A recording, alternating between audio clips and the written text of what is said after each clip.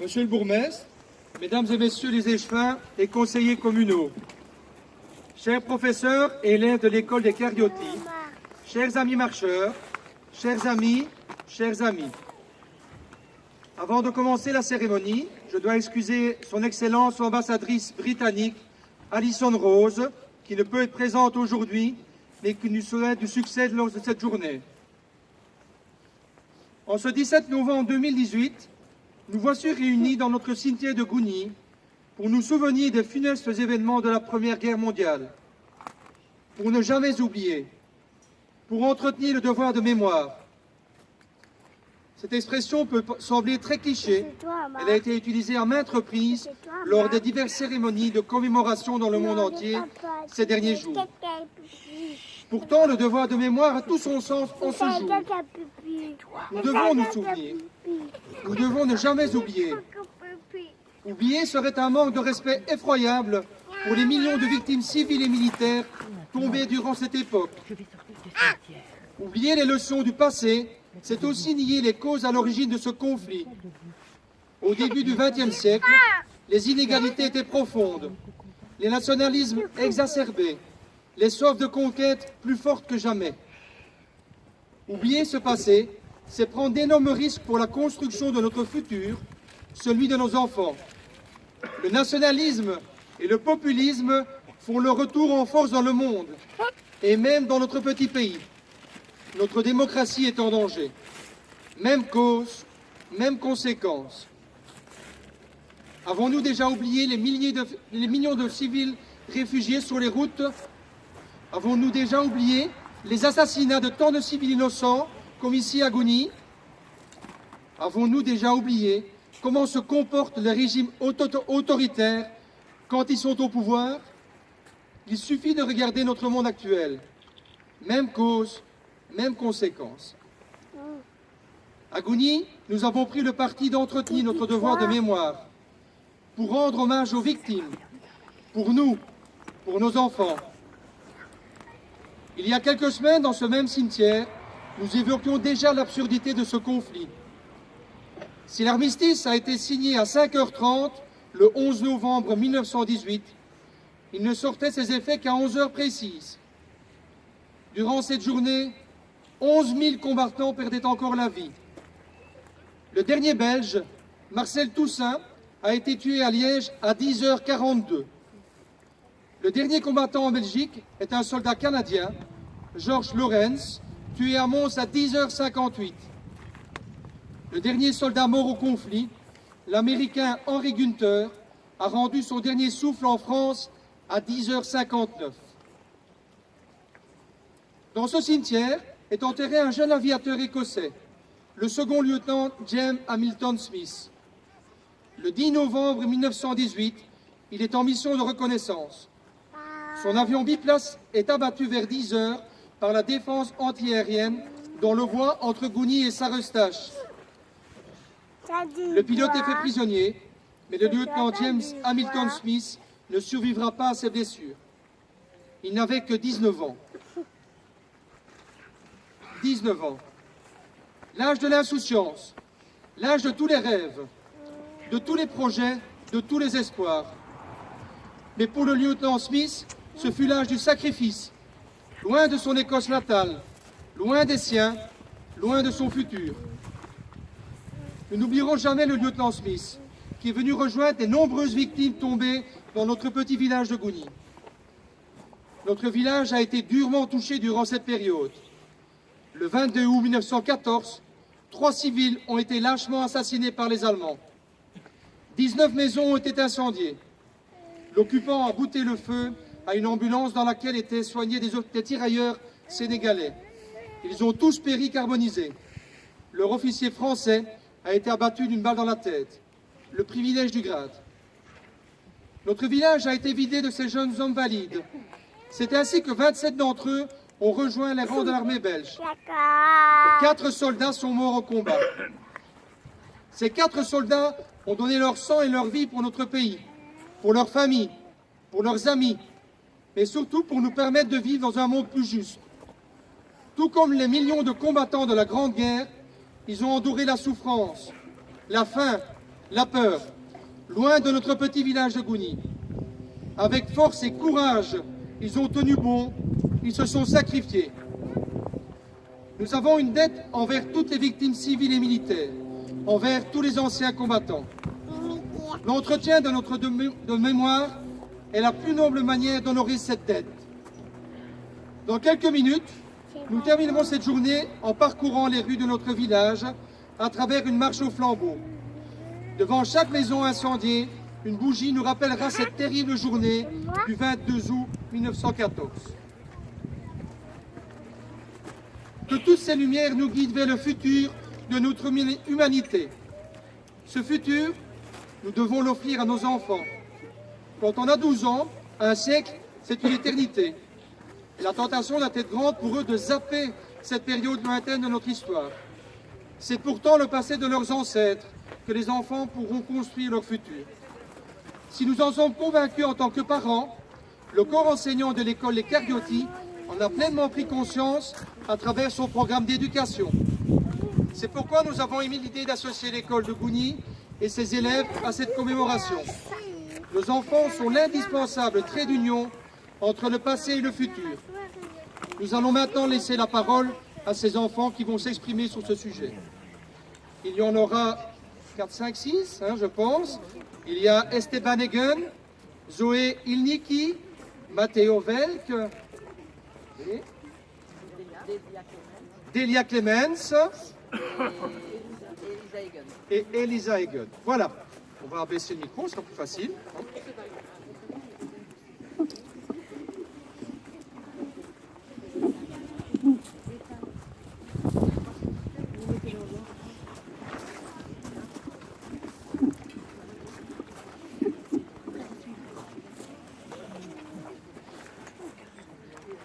Trois représentations de ce temps ont retenu leur attention. Au front, les rats et les poux accompagnent les misères quotidiennes des soldats. Les maladies guettent autant que la mort par balle. Les conditions de vie sont terriblement éprouvantes. Liste des principales interdictions allemandes annoncées par voie d'affiche dans la zone du gouvernement général en 1915. Interdiction de circuler à bicyclette, en auto ou en moto. Les services de poste et d'imprimerie passent aux mains des Allemands. Censure des courriers et les imprimés, journaux et autres. Interdiction d'afficher les couleurs belges et alliées. Imposition de la carte d'identité. Interdiction de circuler 5 ou 6 km au-delà de son domicile sans autorisation spéciale. Couvre-feu. Interdiction de circuler de nuit dès le début de l'opération. Et c'est toi qui fille.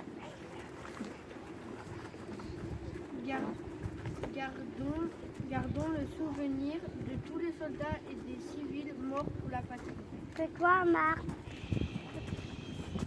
Les soldats, appelés les poilus, passeront 4 ans dans les tranchées face à l'armée allemande. Les hommes construisent de nouvelles armes. Les canons de l'artillerie tirent des millions d'obus chaque jour.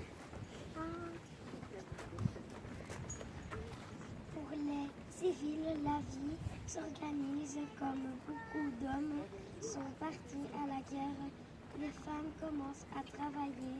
C'est toi qui es ta mort. 1914, primaire. Et c'est toi qui fais. Obligatoire et gratuite pour les filles et les garçons. Regarde comme elles sont sécures.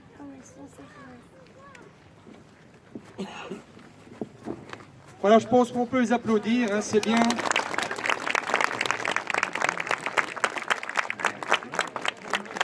J'ai oublié personne, non? Ah, elle doit encore dire une petite phrase.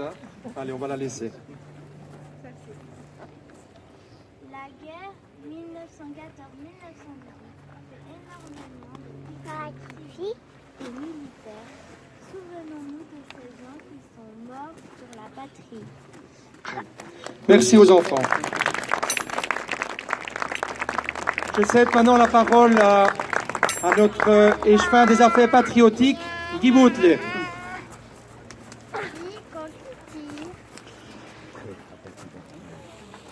Mesdames et messieurs les membres du comité de la marche royale Sainte-Rolande de Gougny, mesdames et messieurs, en vos titres, grades et qualités, l'administration communale de Gerspine remercie chaleureusement le comité et les marcheurs de Gougny pour la mise à l'honneur des héros gougnassiens de 1914-1918 et du second lieutenant Smith à l'occasion du 100e anniversaire de l'armistice. Parce qu'un homme sans mémoire est un homme sans vie, un peuple sans mémoire est un peuple sans avenir. Cette réflexion du maréchal Foch prend en ce jour valeur d'une exhortation solennelle. Le 11 novembre 1918, la Grande Guerre prenait fin après 52 longs mois de combat. Pourtant, lors de l'été 1914, tout le monde pense qu'elle ne durera que 3 mois. Hélas, non. Durant 4 ans, l'Europe se déchire, entraînant aussi leurs colonies d'Afrique et d'Asie dans le conflit. Ce conflit devient donc mondial. La guerre s'enlise pour durer plus de 4 ans et mobiliser des millions de soldats de tous les continents. 42 000 soldats belges, parmi lesquels Maurice Piret, Clément Depré, Joseph Absil, Joseph Michel, originaires de Gougny, sont morts au champ d'honneur dans les tranchées de l'Isère et en défendant les forts et villes fortifiées. Des dizaines de milliers d'autres soldats furent blessés, amoindris pour le reste de leur vie, défigurés et détruits moralement. Des dizaines de milliers de civils furent exécutés, massacrés, périrent suite à la famine et aux maladies. Pourtant, la cruauté de ce constat ne saurait faire abstraction de la vaillance de tous ceux qui ont combattu, des sacrifices qu'ils ont consentis, des souffrances qu'ils ont surpassées pour se débarrasser à jamais du fléau de la guerre. Frères d'armes unis au front, ce sont eux qui ont gagné la paix. 100 ans après la fin de ce qui devait être la der des der, alors que les derniers témoins de cette tragédie ne sont plus parmi nous pour dire les souffrances et les peines qu'ils eurent à endurer, le souvenir de leur courage et de leur abnégation au service de notre pays perdure. Nous en sommes les dépositaires. Ce samedi, devant les plus jeunes d'entre nous, celles et ceux qui n'ont jamais connu la guerre, je veux saluer la chance que nous avons de pouvoir vivre ce moment et ainsi rendre hommage à nos aînés. Un hommage amplement mérité que les enfants de l'école communale de Gougny ont déjà rendu le mardi 6 novembre aux soldats enterrés dans ce cimetière, 25 Belges et un Anglais, ainsi qu'à un civil victime de la barbarie allemande, Adelin Piret, cela en déposant des fleurs et une plaque commémorative sur les tombes des militaires belges. Que les enfants prennent conscience qu'ils sont et doivent être des passeurs de mémoire, qu'il leur appartient déjà d'être les dépositaires des cérémonies futures du souvenir. Gougny est bien un territoire de mémoire. Honneur à nos héros de Gougny et à nos alliés. Merci. Merci.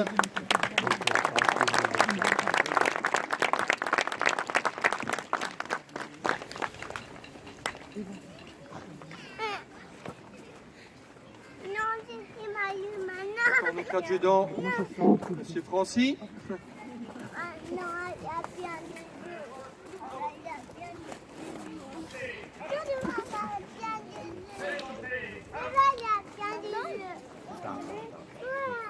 Nous sommes rassemblés dans ce cimetière car c'est ici que reposent la plupart des victimes. En souvenir de leurs sacrifices et pour ne jamais oublier les leçons de notre histoire, les noms de nos héros vont maintenant résonner dans notre chère communauté gougnassienne et rolandienne. Nous allons également remettre une fleur rose sur toutes les tombes connues et qui sont marquées dans le cimetière. Les membres des familles descendantes peuvent se rendre sur cette tombe si elles le souhaitent.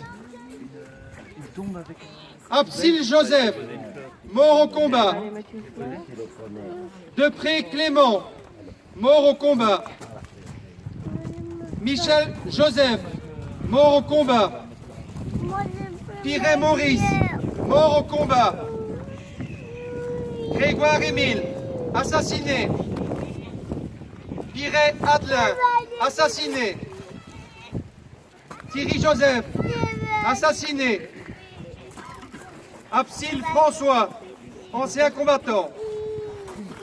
Antoine Georges, ancien combattant. Baudou Gustave, ancien combattant.